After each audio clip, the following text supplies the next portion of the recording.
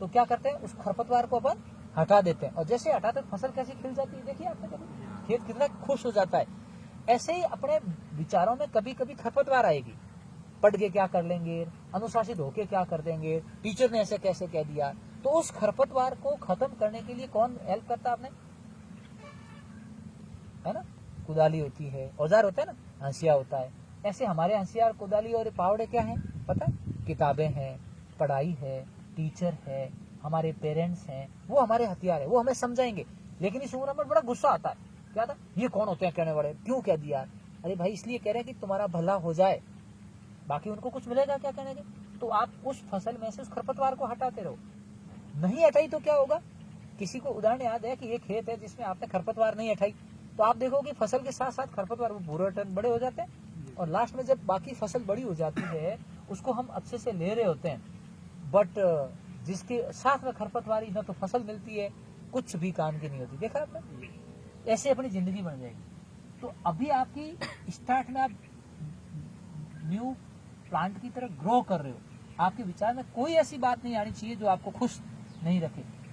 हम पढ़ाई खुश होने के लिए कर रहे हैं ना। कलाम सर की किताब है अदम्य साहस, अभी मैं पहुंचा दूंगा 30-31 तारीख को, खूब सारी लाइब्रेरी, बाकी सब बच्चे पढ़ना, हिंदी की है, अंग्रेजी की भी है। उसमें उन्होंने एजुकेशन का मीनिंग क्या समझाया कि पढ़ाई करके आपके चेहरे पे खुशी आनी चाहिए। 5वीं से 8वीं में जाओ तो ज्यादा आनी चाहिए, 8वीं से 12वीं में जाओ तो ज्यादा आनी चाहिए, कॉलेज में जाओ तो और ज्यादा आनी चाहिए। यदि आपके चेहरे पे खुशी नहीं आ रही है ना, इसका मतलब आप पढ़ाई नहीं कर रहे हो, वो पढ़ाई का मीनिंग सही नहीं है। कल बताया सर ने कि अज्ञानता से दूर जाने के लिए हम गुरु की हेल्प लेते हैं। तो आपकी अज्ञानता से दूर गए नहीं आप, तो भाषण सुनने से क्या हुआ, जिंदगी में अपनाया क्या आपने। तो जिंदगी क्या है, वापस जो अभी रिया ने बोला, आपका टारगेट क्या है। अभी टारगेट है अपनी क्लास की पढ़ाई करना, किसी को डॉक्टर बनना है, किसी को इंजीनियर बनना है, डॉक्टर इंजीनियर बन जाओ, उसके बाद टारगेट क्या होगा, परिवार की, देश की सेवा करना, समाज की सेवा करना। सबसे इम्पोर्टेंट है कि हम जिंदगी के उस अंतिम पड़ाव के लिए दौड़ेंगे सब, जिसको बुढ़ापा कहते हैं।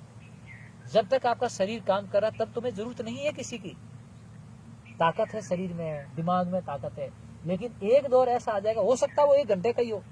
बहुत सारे ऐसे लोग हैं जिनके 1 घंटा ही आता है बुढ़ापा, और वो 100 साल को पूरे हो जाते हैं। बहुत सारे लोग हैं जिनके 1 साल होता है, कईयों के 10 साल का हो जाता है। उस समय हमें हमारे परिवार की जरूरत पड़ेगी, उस समय हमारे दोस्तों की जरूरत पड़ेगी, उस दिन अपनेपन की जरूरत पड़ेगी, उस दिन आपने जिंदगी में क्या कमाया है उसकी जरूरत पड़ेगी। हम सब उसके लिए दौड़ रहे हैं। मेरी बात समझ में आ रही है, ये बहुत इंपॉर्टेंट है।